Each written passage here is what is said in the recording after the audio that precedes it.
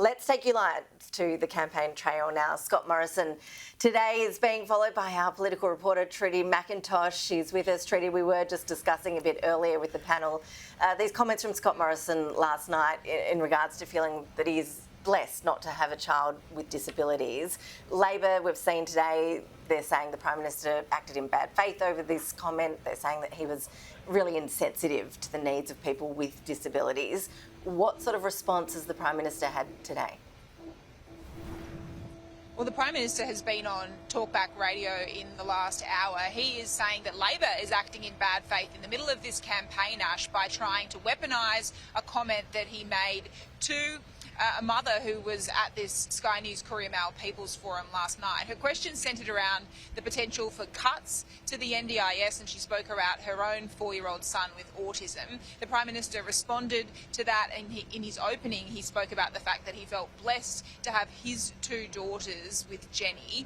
Labor, immediately at the time, we saw Senator Katie Gallagher, Bill Shorten, the former Labor leader, all criticised this comment. Mr Shorten said Scott Morrison should apologise for it. We've seen the current Australian of the Year as well criticise this remark from Scott Morrison, saying he feels blessed to have a disability. Dylan Alcott's comments overnight on that issue. Here's Scott Morrison, the initial Q&A and also the pushback from Labor. I have a 4-year-old autistic son. We are grateful to receive funds through the NDIS. I've been told to give my son the best future. I should vote Labor. Jenny and I have been blessed. We've got 2 children that haven't had to go through that. And so for parents with children who are disabled, I can only try and understand.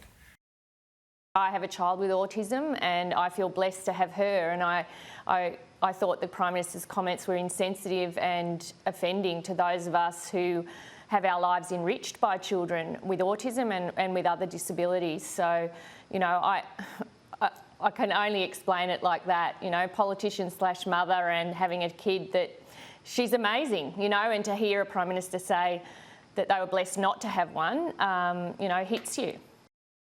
I think every child is a blessing for parents. Every single child, Ray, is a blessing. She didn't take it that way. I was just simply saying that it's tough, and I'm grateful these hardships that I and Jenny haven't had to deal with. I was just simply trying in good faith to say, look, I haven't walked in your shoes, Catherine, and the fact that Bill Shorten and others seek to leap on that and twist the words and turn it into something political, I just thought showed really bad faith.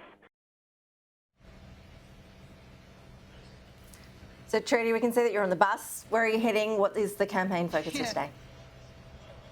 We've been in Caboolture South this morning, Ash. We're heading south back now towards Brisbane. Scott Morrison this morning campaigning in the marginal seat of Longman, held by the Liberals on a margin of around 3.5%. He was at a retirement village there announcing this black spot funding program right across the country, but that retirement home, the beneficiary of $1.8 million investment. The reception was pretty dodgy, you'd have to say, in the room. Very hard for people to get any sort of texts or even internet access while they were in the same room as the Prime Minister.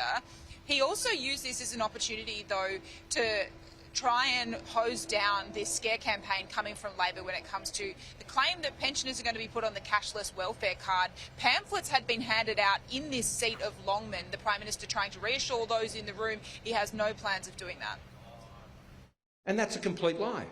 That's not going to happen. I can assure you absolutely that our government is not going to do that. And so when you see that piece of information, that flyer or that card, or you get that call, this is what they're really telling you. They don't have a plan for the country. So, Ash, as I say, we're heading back south towards Brisbane now. There's plenty of marginal seats in and around the capital city of Queensland. So, a bit of a mystery as to where we're headed. Trudy, we'll keep in touch with you throughout the afternoon and see where you go next. Thank you.